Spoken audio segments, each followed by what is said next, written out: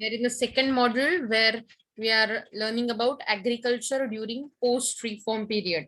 So reform period is a, we can say, after economic reform, agriculture and economic reform.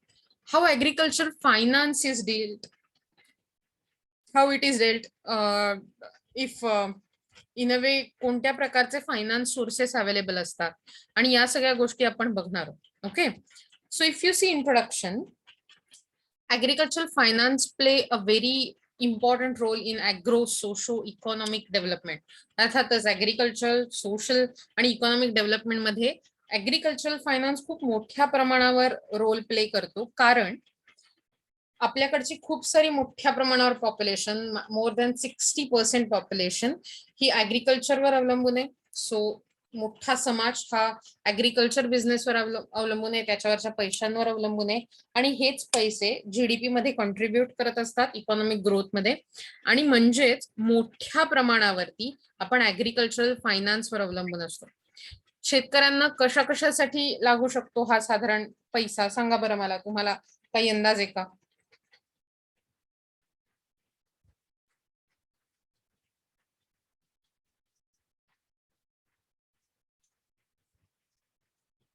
Seeds खरेदी करायला, to by the seeds आणि fertilisers. आणखी जर समजा त्यांना कुठल्याही प्रकारे शेतीची मशागत करायची, त्यासाठी वेगळी मशीन्स खरेदी करायचे, सो फर्टिलायझर्स, इम्प्लिमेंट्स, केटल किंवा कॅटल म्हटलं जातं त्याला, म्हणजे गुरं, या सगळ्यासाठी टेम्पररी किंवा परमनंट इम्प्रुव्हमेंट करायचे असेल त्यांना लँडमध्ये, तर त्यांना पैसे लागतात. त्याबरोबर तुम्ही असं म्हणू शकता की त्यांच्याही, म्हणजे सगळ्याच शेतकऱ्यांच्या घरात आपण सगळेच सगळ्यांना जसं फेस्टिवल असतात, इतर प्रोग्राम असतात, इतर सगळ्या गोष्टी असतात, त्याही त्यांना साजऱ्या करायच्याच असतात. म्हणजे डे टू डे लाईफ मध्ये पैसे लागतात. आणि म्हणून हे सगळे गोष्टी या फार्मर्स जनरली काय करतात, बॉरो करतात पैसे. कुणी आपल्याला पैसे कमी पडले की आपण बॉरो करतो, लोन घेतो. आणि तसंच फार्मर्स पण बॉरो करतात. पूर्वापार ते लेंडर्स कडून, लँड लॉर्ड्स कडनं, म्हणजे जमीनदारांकडून बॉरो करायचे किंवा सावकारांकडनं, जे अतिशय त्यांच्यासाठी कठीण होऊन जायचं, जवळजवळ त्यांची जमीन जायचीच. पण भारतात generally there are so many sources like cooperative credit institutions, NABARD, RRBs, that is regional rural bank, त्याच्यानंतर non institutional sources such as money lenders, त्याला सावकार आपण म्हणतो. सो थोडक्यात खूप मोठ्या प्रमाणावर हे स्ट्रक्चर अवेलेबल आहे फायनान्सचं.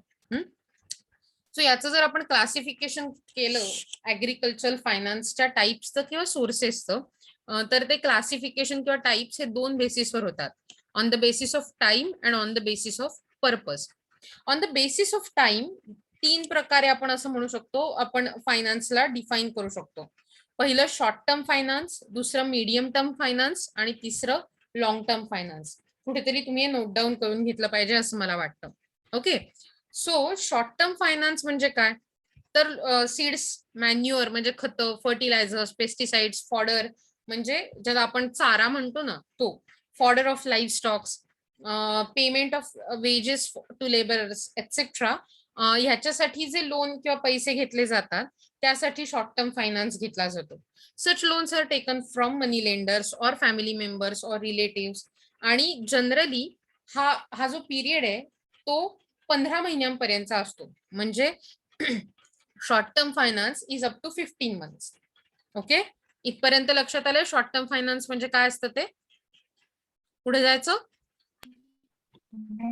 Yes ma'am. Okay, then comes medium term finance. Medium term finance मध्ये काय असतं, जनरली जर समजा गुरं घ्यायचे आहेत म्हणजे कॅटल घ्यायचंय, स्मॉल ऍग्रिकल्चरल इम्प्लिमेंट करायचे म्हणजे काही मशीन घ्यायचंय, किंवा टेम्पररी इम्प्रुव्हमेंट करायचे लँडमध्ये, तर अशा प्रकारे मीडियम टर्म म्हणजे साधारण थोड्या मोठ्या पिरियडसाठी. किती मोठा पिरियड असतो? 15 महिने ते 5 वर्ष, 15 months to 5 years, इतना बड़ा पीरियड रहता है, मतलब मीडियम पीरियड रहता है, वी कैन से.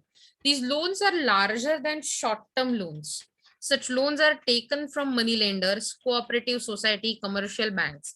सो असा विचार करा की शॉर्ट टर्म फायनान्स पेक्षा थोडासा मोठा पण लॉंग टर्म फायनान्स पेक्षा छोटा असलेला हा जो फायनान्सचा प्रकार आहे, त्यात जनरली शॉर्ट टर्म पेक्षा जास्त पिरियड म्हणजे 15 महिन्यांपेक्षा जास्त आणि 5 वर्षांपेक्षा कमी अशा प्रकारचं loan cooperative society, commercial banks, सावकार म्हणजे मनी लेंडर्स यांच्याकडनं घेतलं जातं. ओके. आणि नंतरचा जो पार्ट आहे तो आहे लॉंग टर्म फायनान्स. जेव्हा मोठ्या प्रमाणावर बाईंग ऍडिशनल लँड, नवीन जमीनच खरेदी करायचे, जुनी लोन्स फेडायचे किंवा हेवी ऍग्रिकल्चर मशिनरी घ्यायचे, ट्रॅक्टर सारखी किंवा ट्यूबवेल्स म्हणजे ज्याला आपण बोरिंग जे म्हणतो ते, किंवा अशी मोठी कामं काढायचे त्याला लॉंग टर्म फायनान्स घेतला जातो. जनरली लँड डेव्हलपमेंट बँक्स कडून तो घेतला जातो. आणि त्याचा पिरियड असतो 5 वर्षापेक्षा जास्त, मोर दॅन 5 इयर्स. सो आता आपण 3 टाईपचे फायनान्स बघितले. कोणते 3 टाईपचे फायनान्स बघितले on the basis of time सांगा मला. Short term, middle term and long term finance, medium term medium term finance, finance, long term finance. long term finance. Great. आता शॉर्ट टर्म फायनान्स हा किती months पर्यंत असतो, त्याचा period काय? Up to 15 months. up to 15 Up months. to 15 months. Good. आणि आणि आता मला सांगा जनरली कशासाठी हा घेतला जातो? Seeds, fertilizers, manure, pesticides. Fertilizers, pesticides, very good. payment of wages to laborers. Great. आता मला सांगा मीडियम टर्म फायनान्स किती ते किती पिरियड मध्ये असतो? 15 months to 5 years. 15. बरोबर. 15 months to 5 years. आणि जनरली थोडी मोठ्या प्रमाणावरची कामं, टेम्पररी डेव्हलपमेंट किंवा गुरं घ्यायचे अशा कामांसाठी तो केला जातो. लॉंग टर्म फायनान्स किती काळासाठी घेतला जातो? More than 5 More years. than 5 years. Very good. आणि ते जनरली लँड डेव्हलपमेंट बँक्स कडून हा फायनान्स घेतला जातो. म्हणजे तुम्हाला आता हे लक्षात आलंय का क्लासिफिकेशन ऑफ ऍग्रिकल्चर फायनान्स मधला पहिला point, on the basis of time we divide finance into 3 types: short term, medium term, long term finance. Short term is up to 15 months, medium term is from 15 months to 5 years, and long term is more than 5 years. Generally short term हा family, relative, money lenders यांच्याकडून घेतला जातो finance. Medium term finance cooperative banks, commercial banks, money lenders यांच्याकडून घेतला जातो. Long term finance generally मोठ्या banks, land development banks यांच्याकडनं घेतला जातो. ओके. आता on the basis of purpose म्हणजे कारणासाठी जेव्हा फायनान्स घेतला जातो तो 2 प्रकारे घेतला जातो: प्रोडक्टिव्ह फायनान्स आणि अनप्रोडक्टिव्ह फायनान्स. ओके. सो प्रोडक्टिव्ह फायनान्सचं कसं आहे? Productive finance is a loan taken by the farmers and used to increase agricultural productive or produce in the farms, such as buying seeds, fertilizers, manure, digging wells, etc. It is not difficult to repay such loans because they contribute to the productivity of the farmers. म्हणजे जेव्हा फार्मर्सचं production वाढवण्यासाठी किंवा farms मध्ये उगवणारी गोष्ट, cultivation हे वाढवण्यासाठी एखादं लोन घेतलं जातं तेव्हा त्याला प्रोडक्टिव्ह लोन म्हटलं जातं, प्रोडक्टिव्ह फायनान्स. आणि कारण आपण हे पैसे घेतल्यावर एखादं चांगली प्रोडक्टिव्ह गोष्ट करतो, आपलं प्रोडक्शन वाढतं, त्यामुळे आपला सेल वाढतो आणि सेल वाढल्यामुळे पैसे जास्त येतात. हे लोन पे करणं सहज सोपं शक्य असतं. सो म्हणून याला प्रोडक्टिव्ह फायनान्स म्हणतात. याचा करेक्ट उलटा अनप्रोडक्टिव्ह फायनान्स असतो. अनप्रोडक्टिव्ह लोन और finance is the loan taken by the farmers and used for the unproductive purposes such as marriage, festivals, religious functions, etc. म्हणजे लग्न, उत्सव, इतर धार्मिक सण उत्सव यांच्यासाठी म्हणून जेव्हा लोन घेतलं जातं तेव्हा ते अनप्रोडक्टिव्ह कॅटेगरीतलं असतं. कारण हे उत्सव झाल्यावर आपला मोठा खर्च होतो पण त्यातून आपल्याला इन्कम काही मिळत नाही. आणि इन्कम नाही मिळत, आपल्याकडचे पैसे जातात म्हटल्यावरती काय होतं की आपल्याला आता रिपे करायला काही पैसे नाही उरले. बरोबर ना?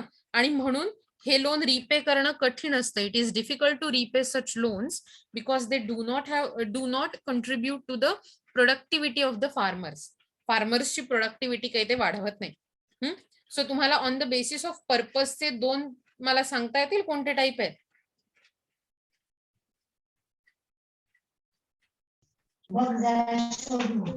Productive finance and unproductive. Productive finance. Very good. Productive आणि unproductive. So listen carefully, I am asking you question, अतिशय केअरफुली ऐका. प्रश्न असा आहे, which type of finance is easy to repay? Productive finance. Correct. Productive finance. And finance. which kind of finance would become very hard to repay? Unproductive finance. Productive finance. For what reasons unproductive finance is taken in form of loans? Used for Festival or unproductive function. purposes such as marriage and festivals. Exactly, religious marriage, functions. festivals, religious functions. Okay. So जेव्हा शेतीच्या कामांसाठी वगळता इतर कुठल्याही अनप्रोडक्टिव्ह कामांसाठी finance घेतला जातो, we call it unproductive finance. So बघा, त्यातल्या त्यात आपण टोटल जर 2 प्रकारचे टाईप बघितले. पहिला होता on the basis of time. On the basis of time आपण 3 प्रकार बघितले. कोणते होते रे? Short term finance, middle term finance, and long Short term term finance. finance, medium term finance, long term finance. Medium term finance, long term finance. Great. आणि त्यानंतर आपण बघितलं on the basis of purpose. कोणते finance होते? Productive and unproductive finance. Productive and unproductive. Great. म्हणजे आता तुमच्या लक्षात आलं असेल की आपण ऑलरेडी आत्ताच लेसनला सुरुवात केली आहे आणि आपण ऑलरेडी हे बघितलंय की कोणत्या कोणत्या कारणांसाठी फायनान्स घेतला जातो, ज्याला आपण म्हणू शकतो they are the types of finance. बरोबर. यात मोठा प्रश्न असाही विचारला जाऊ शकतो, explain the types of agricultural finance. आणि तुम्हाला तो लिहिता येईल आता? Yes. Yes, Great. ma'am. आता आपण बघूया की हे जे ऍग्रिकल्चर फायनान्स आहे तो आपल्याला कुठून घेता येतो, लाईक सोर्सेस. मला जर ऍग्रिकल्चर लोन घ्यायचंय, माझी शेती आहे, तर मी कुठून घेतलं पाहिजे? Sources of agriculture finance. We can say there are 2 major sources of finance. पहिला असतो non institutional. Sorry.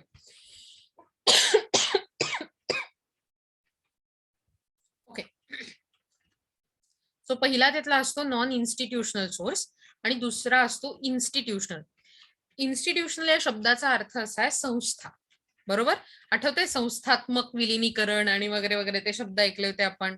Institutional quarantine, non institutional Yes, quarantine. Correct. So हे त्यातलंच आहे. सो जेव्हा एखादी संस्था फायनान्सच्या म्हणजे फायनान्सिंग मध्ये येते, we call it institutional finance. जेव्हा कोणतीही संस्था नाही, इंडिव्हिज्युअल कडून लोन घेतलं जातं, we call it non institutional finance. Okay. So non institutional sources मध्ये काय काय सोर्स येतात, तर money lenders, landlords, traders, relatives, friends, म्हणजे थोडक्यात माणसं आपल्या आसपासची. मनी लेंडर्स म्हणजे लोन देणारे लोक, ज्याला सावकार असं म्हटलं जातं. लँडलॉर्ड म्हणजे जमीनदार. ट्रेडर्स म्हणजे व्यापारी, रिलेटिव्स आणि फ्रेंड्स तर तुम्हाला माहिती. सो मनी लेंडर्स कडे जेव्हा आपण लोन घेतो, आता बघा मी काय करणार आहे, मी तुमच्या समोर हे मनी लेंडर्सचं पुरंच्या पुरं पेज ठेवलंय.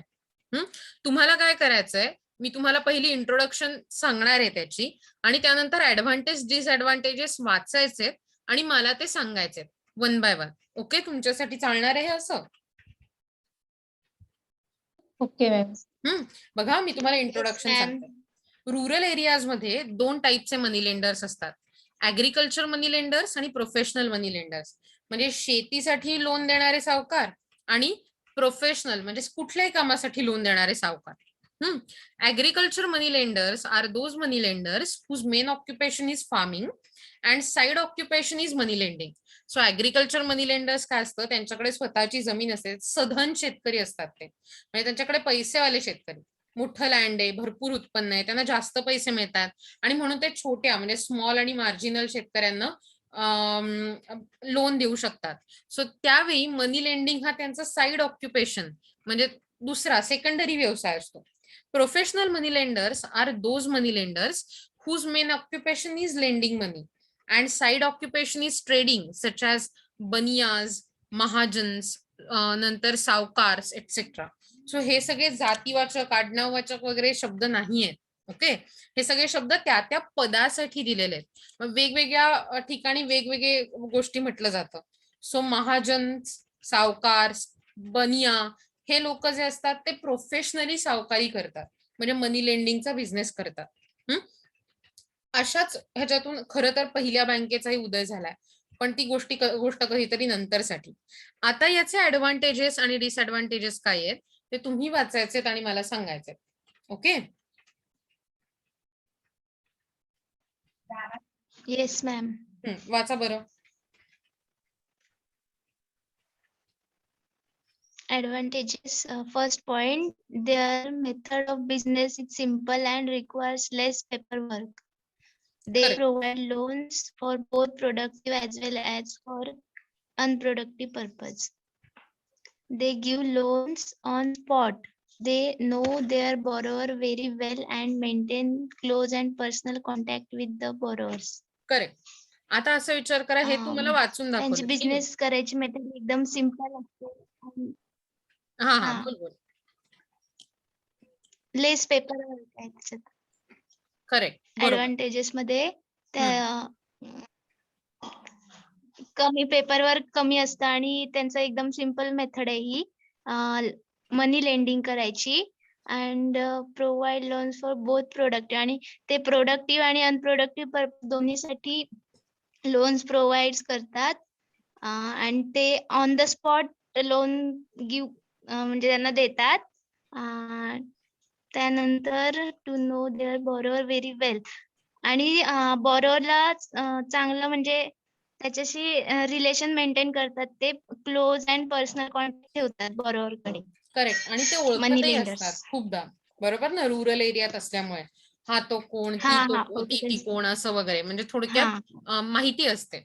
म्हणजे असा विचार करा की बँकेत गेलात की प्रश्न विचारणार ते तुम्ही का लोन घेणार, मग ते म्हणणार की नाही आम्हाला या जत्रेला जायचंय त्याच्यासाठी किंवा इकडे जायचंय त्याच्यासाठी. मग बँक म्हणणार नाही नाही, मग तुम्ही परत कसं करणार, बरोबर. म्हणजे थोडक्यात कुठलाही क्वेश्चन न विचारता ऑन द स्पॉट लोन त्यांच्याकडे मिळतं आणि म्हणून लोकांना ते कधी कधी सोपं वाटतं. अर्थातच त्याचे डिसएडव्हान्टेजेस पण आहेतच. ते विचारत नाहीत प्रोडक्टिव्ह पर्पज आहे की अनप्रोडक्टिव्ह पर्पज आहे. त्यांची मेथड एकदम सिंपल आहे. म्हणजे जेव्हा असं खूपदा बघितलं जातं की पूर्वीचे शेतकरी, आताचे शेतकरी नाही म्हणते मी, पूर्वीचे शेतकरी हे थोडेसे निरक्षर असण्यासारखे होते. म्हणजे त्यांना फार लिहिता वाचता यायचं नाही. नॉलेज खूप असायचं, लिहिता वाचता यायचं नाही.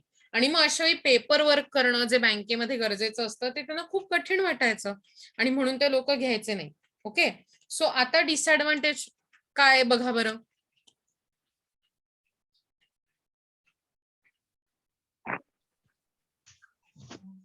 They give loans to the farmers at a very high rate of interest. म्हणजे ते खूप मोठ्या हाय रेट ऑफ इंटरेस्ट जास्ती लावायचे. मला माहित नाही, मी तुम्हाला हे सांगितलं होतं की नाही उदाहरण. बघा, असा विचार करा की एक सावकार आहे, त्याचा जो इंटरेस्ट रेट आहे तो किती आहे माहितीये का, 2%. ओके, 2% आणि एक बँक आहे तिचा इंटरेस्ट रेट आहे 10%. तुम्हाला असं कळलं, एका तुमच्या मित्राने येऊन सांगितलं, मैत्रिणी शेतकरी जी आहे ती, की असं असं आहे, तू कुठून लोन घेशील, सांगा मला कुठून लोन घ्याल तुम्ही.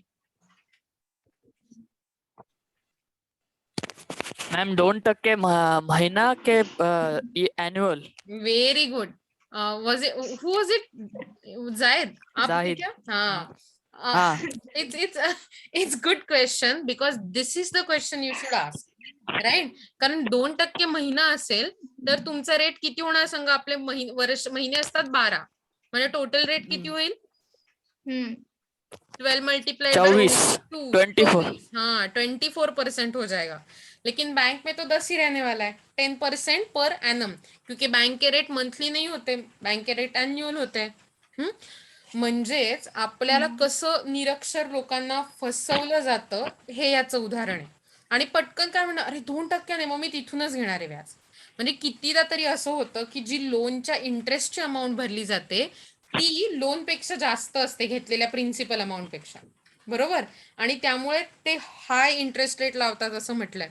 ओके. दुसरे आता असं करा की 2, 3, 4, 5 हे तुम्ही तुमच्याकडे वाचा आणि मला फक्त मला म्हणजे नंतर एक्सप्लेन करा, मी एकेकाला सांगेन. ओके, वाचा बरं. मी तुमच्याबरोबर इंग्लिश वाचते, तुम्ही एक्सप्लेन करा. हा. Such high rate of interest have been responsible for the growing indebtedness, म्हणजे ज्याला काय म्हणतो आपण लोनच्या दबावाखाली जाणं. Indebtedness of farmers, they deduct the interest in advance, they manipulate the account and do a lot of malpractices, and they sometimes compel the borrowers to sell their product of a low prices. So मला सांगा दुसरा मुद्दा कोण explain करू शकेल?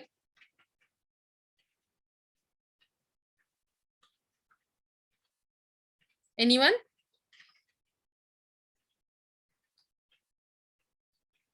Okay, दुसरा मुद्दा खूप सोपा होता.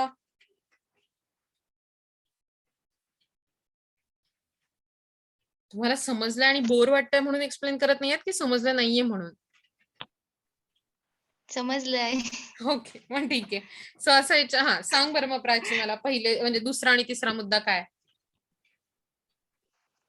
त्या हाय रेट म्हणजे इंटरेस्ट रेट जास्त असल्यामुळेच म्हणजे तो रेट ऑफ इंटरेस्ट मुळेच ते शेतकरी आहेत ते त्या कर्जाच्या दबावाखाली येतात, म्हणजे तुम्ही बोललात तसं मगाशी. एक्झॅक्टली. आणि तिसरं? They deduct the interest in advance. ते नाही समजलं. म्हणजे लोन घेताना कसं असतं, दर महिन्याला तुमचं दर महिन्याचं इंटरेस्ट कट होत जातं बँकेत, बरोबर ना? तर काय होतं ते आधीच इंटरेस्ट म्हणजे किती, मला तू 4 महिन्यांनी पैसे परत कर असं म्हटल्यावर दर महिन्याला थोडं इंटरेस्ट कट होणं गरजेचं असतं ना. पण तसं नाही होत. समजा मी तुम्हाला 1 लाख रुपये लोनचे देतेय आणि मी अशा प्रकारची मनी लेंडर आहे, तर मी काय म्हणते बघ, 1 लाख रुपये माझा रेट आहे 2%, 4 महिन्यासाठी किंवा 5 महिन्यासाठी पकडू, म्हणजे 10%. म्हणजे 10%चे इंटरेस्ट किती होणार 1 लाखावर? तर 10,000 रुपये, बरोबर ना? म्हणजे 10,000 रुपये ते मी ऑलरेडीच कट करून घेते. म्हणजे देताना तुम्हाला पैसे मी ओव्हरऑल 90,000च रुपये देते आणि अशी अमाऊंट आधीच ऍडव्हान्स मध्ये इंटरेस्टची कट करून घेतली जाते.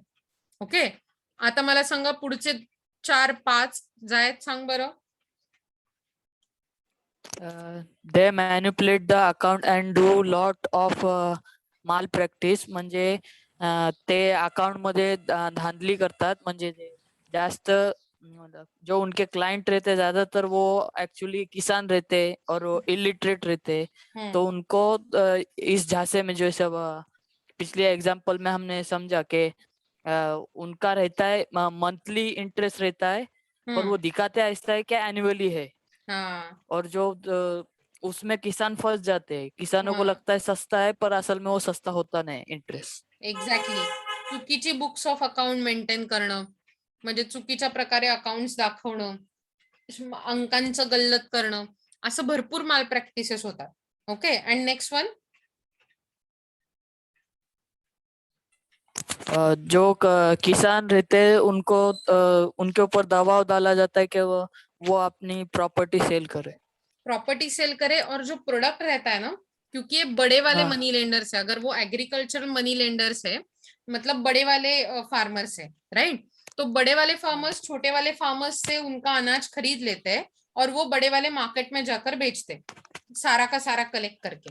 Okay, so it is like that कि अगर हम बड़े वाले फार्मर्स को बेच रहे हैं तो फिर ऐसा हो जाता है कि उनको बड़े मतलब प्राइस जो है वो उनको कम लगाई जाती है. अगर मार्केट में समझो कि अनाज की प्राइस कुछ 20 रुपीज पर केजी है, तो ऐसे टाइम अगर हमने किसी लेंडर से बोरो किया है और हम उसका देना लगते हैं, दैट मीन्स हम उसको ही बेचेंगे, और उसको ही बेचेंगे तो वो उसका मतलब कितने पैसे लगाएगा? 15 रुपीज पर केजी. मतलब हमारा नुकसान हो गया 5 रुपए का, क्योंकि मार्केट में रेट चल रहा है 20 केजी, लेकिन हमने उससे ही लोन लिया है तो हमें उससे ही बेचना पड़ेगा, ये कंडीशन है. ओके, सो ऐसे एडवांटेजेस तो है लेकिन बहुत सारे डिसएडवांटेजेस भी है. एंड दैट्स वाई हमारा एक ऐसा कैंपेन चल रहा है गवर्नमेंट का भी कि हम ज्यादा से ज्यादा अप्रोच करें इंस्टीट्यूशनल फाइनेंस को, जिनके पास पेपर वर्क होता है, जिनके पास एक फिक्स्ड अमाउंट के मतलब जो भी आपकी कानून है, जो भी आपकी इंस्ट्रक्शंस है, जो भी आपके नियम है, वो फिक्स्ड रहते हैं. उसके साथ साथ देखो कौन है, traders end agents. They give loans to the farmers for productive purpose and charge high rate of interest. They even force the farmers to sell their produce at a lower price, and they charge a heavy commission for their services. They play an active role in rural areas. Their source of rural finance still exists in India. म्हणजे तुम्ही जर बघितलं तर हे traders आणि जे agent आहेत ते सुद्धा अशा प्रकारचा रोल करतात. ते रुरल एरियामध्ये खूप मोठ्या प्रमाणावर कार्यरत आहेत आणि खूपदा असं होतं की त्यांनी लोन दिल्यामुळे ज्यांना लोन दिलंय त्यांना कमीत कमी प्राइसला ते स्वतःलाच विकायला लावतात आणि स्वतःचा खूप मोठा फायदा करून घेतात. ओके. नंतर आहे लँडलॉर्ड्स. Big landlords give loans to the farmers, charge high rate of interest. Like money lenders, they indulge the unfair practices to cheat the poor and innocent farmers. They force the farmers to sell their produce at lower price. Today, the source of finance has gone down considerably because of various steps taken by the government from time to time. आपल्याकडे जमीनदारी पद्धत abolish केली गेली, पूर्णपणे घालवून टाकली गेली. Landlord म्हणजे जमीनदार. त्यानंतर ते पण असंच काही ना काही माल प्रॅक्टिसेस करतात आणि शेतकऱ्यांना त्रास द्यायचा प्रयत्न करतात. या सगळ्यात तुम्हाला एक कॉमन गोष्ट लक्षात येते का रे, की प्रत्येक वेळी आपण शेतकऱ्याला innocent, poor, illiterate, small, marginal असं म्हणत जातोय. पण ह्या सगळ्या गोष्टीत आपण हे विसरतोय की आता जसं ह्या गोष्टी पण बंद झाल्या पाहिजेत माल प्रॅक्टिसेस, तसं शेतकऱ्यानेही इलिटरेट राहून चालणार नाही. शेतकऱ्यालाही इतकं इनोसंट राहता येणार नाही. त्याला नॉलेजेबल व्हायला हवं. त्याला सगळ्या गोष्टी नीट समजावून घ्यायला हव्यात. जसं की आता तुम्ही कॉमर्स शिकताय म्हणजे फक्त अकाउंट शिकताय का रे? नाही की नाही. तुम्ही लॉ शिकता, तुम्ही त्याच्या बरोबरीने कम्युनिकेशन शिकता, तुम्ही एन्व्हायरमेंट शिकलत, फाउंडेशन कोर्स शिकलत, इकॉनॉमिक्स शिकताय. इन्व्हेस्टमेंट. एक्झॅक्टली, इन्व्हेस्टमेंट बद्दल शिकताय.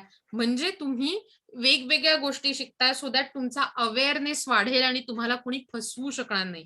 आणि हेच शेतकऱ्यानेही केलं पाहिजे. रादर त्याच्यासाठी कितीतरी शेतकऱ्यांच्या अवेअरनेसचे प्रोग्रामही चालू असतात, कॉल सेंटर्स असतात की ज्याच्याबद्दल कदाचित आपल्याला पुढे माहिती मिळेल. तुम्हाला जर माहिती असेल तर तुम्ही मला नक्की सांगा, शोधून मला सांगा, मला नक्की त्याबद्दल ऐकायला आवडेल. Okay. The fourth point is relative, friends and other. खूपदा फार्मर्स त्यांच्या मित्रांकडून किंवा त्यांच्या नातेवाईकांकडून इमर्जन्सीच्या काळात लोन घेतात.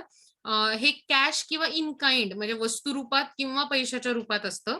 मे बी असं असतं की ह्याच्यावर लो इंटरेस्ट किंवा कदाचित इंटरेस्ट नाही पण चार्ज केला जात. आणि हा पण एक प्रकारे हा अनसर्टन फायनान्सचा सोर्स आहे. मला दरवेळी लोन मिळेलच असं नाही ना, माझ्या मित्राकडून किंवा मैत्रिणीकडून किंवा नातेवाईकाकडून, शेजाऱ्याकडून. त्यांनाही अडचण असू शकते. So it is a very uncertain source of finance. Then institutional source. आपण हे 4 सोर्सेस बघितले जे नॉन इन्स्टिट्यूशनल आहेत. बरोबर. हे तुमच्या लक्षात आले सगळे? Yes ma'am. ग्रेट. मग आता आपण थोडंसं इन्स्टिट्यूशनल सोर्स कडे जाऊया. तुम्ही दमलात का? आजसाठी इथेच थांबायचं असं वगैरे काही इच्छा? नाही. ओके. सो इन्स्टिट्यूशनल सोर्स मध्ये institutional source of agriculture finance consist 3 types. पहिली गोष्ट गव्हर्नमेंट, कोऑपरेटिव्ह, कमर्शियल बँक्स आणि रिजनल रुरल बँक्स म्हणजे RRB. थोडक्यात हे सगळी बडबड ऐकण्यापेक्षा हा खालचा चार्ट बघा आणि शक्य झालं तर तुमच्या ह्याच्यात ड्रॉ करून ठेवा. पट्टी पेन्सिल नको, साध्या पेनाने ड्रॉ केलात तरी चालेल. तेच चांगलं, सोपं.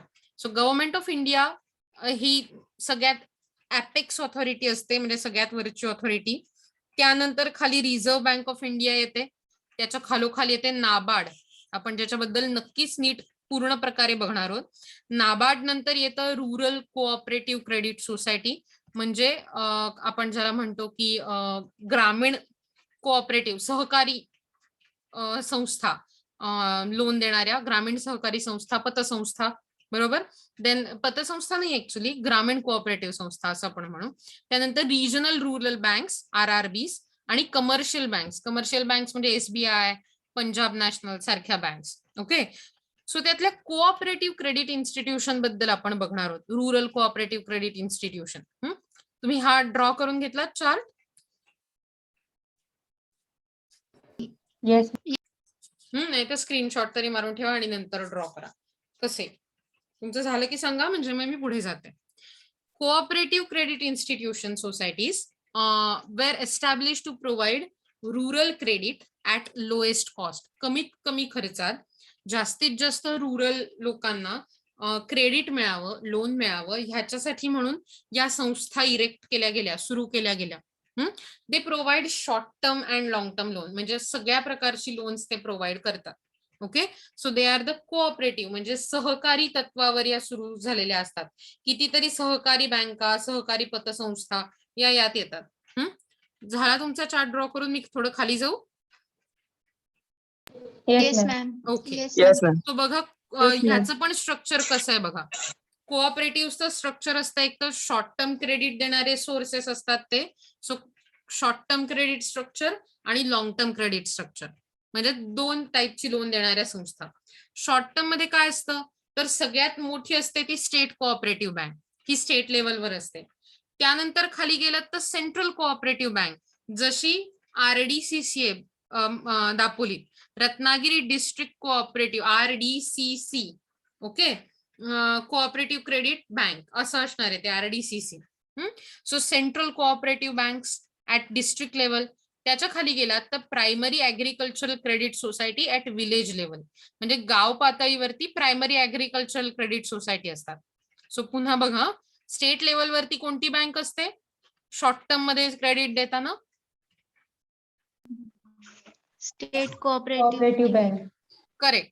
मग त्याच्यानंतर डिस्ट्रिक्ट लेवलवर कोणती असते? Central Cooperative Bank, central cooperative. Correct. आणि त्याच्यानंतर खाली विलेज लेवलवरती Primary Primary Agricultural Agricultural Credit Credit Society. Society. Very good. आता लॉंग टर्मचा विचार केला तर लॉंग टर्म क्रेडिट स्ट्रक्चर मध्ये 2 टाईपच्या बँक असतात. पहिली स्टेट लेवलवरती असते state land development bank, okay, state land development bank. आणि त्यानंतर डिस्ट्रिक्ट आणि विलेज लेवलवरती प्रायमरी लँड डेव्हलपमेंट बँक्स. सांगा बरं, कोऑपरेटिव्ह स्ट्रक्चर मध्ये, लॉंग टर्म क्रेडिट स्ट्रक्चर मध्ये स्टेट लेवलवर कोणती बँक असते? State level development bank. State land development. State land development bank, correct. Yes. आणि त्याच्यानंतर पुढे विलेज आणि डिस्ट्रिक्ट लेवलवरती Primary Primary land Agricultural development bank. Very good. आता मी जेव्हा तुम्हाला ह्या सगळ्याची ओळख करून देतेय तेव्हा याच सगळ्या गोष्टीविषयी इथे लिहिलंय, मी वाचतेय बघा, तुम्हाला लक्षात येत आहे का? त्याआधी मी तुम्हाला आजचं अटेंडन्स शीट पाठवते, 1 सेकंद थांबा.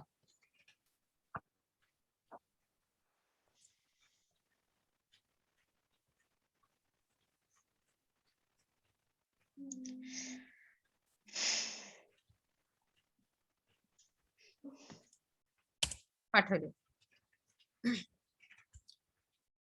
सो शॉर्ट टर्म क्रेडिटचा विचार करताना स्टेट, सेंट्रल आणि प्रायमरी ऍग्रिकल्चरल क्रेडिट सोसायटीज असतात. So state cooperative banks, apex bank असतात, जसं मी तुम्हाला म्हटलं कोऑपरेटिव्ह क्रेडिट स्ट्रक्चरच्या. They are organised at state level. They give loan to the central cooperative banks. बघा, वरची बँक खालच्या बँकेला लोन देते, खालची बँक, मधली बँक परत सगळ्यात खालच्या लेवलच्या बँकला लोन देते. Okay, so they give loans to the central credit cooperative banks so that in turn they provide loans to primary agricultural credit society at village level. They coordinate and regulate the working of central cooperative bank. थोडक्यात जिल्हा लेवलवरती बँकेचं काय काम चाललंय, central cooperative बँकेचं, त्याच्यावर supervise करायचं, त्याचं कोऑर्डिनेशन करायचं सगळ्या जिल्ह्यांचं, आणि त्यांना मदत करायची काय लागली तर रेग्युलेशन करायचं, हे काम असतं स्टेट कोऑपरेटिव्ह बँकचं. Okay, then comes central cooperative banks, म्हणजे जिल्ह्यावरती. ही डिस्ट्रिक्ट लेवलवर ऑर्गनाइज केली जाते. ही प्रायमरी ऍग्रिकल्चरल क्रेडिट सोसायटी आणि स्टेट कोऑपरेटिव्ह बँक म्हणजे राज्य आणि गाव या दोघांना जोडणारा मधला दिवा आहे. दिवा नाही, दुवा आहे. That means it is the link between these two institutions. They give loans to primary agricultural credit societies so that they can fulfill their requirements. And the third one is primary agricultural credit society. यात काय असतं की ह्या credit society village लेवलवर organise केले जातात. या generally 10 किंवा त्याच्यापेक्षा जास्त लोकांकडून बनवल्या जातात, स्ट्रक्चर केल्या जातात, फॉर्म केल्या जातात. They are formed by the 10 or more person. गावातलेच लोक बरं का.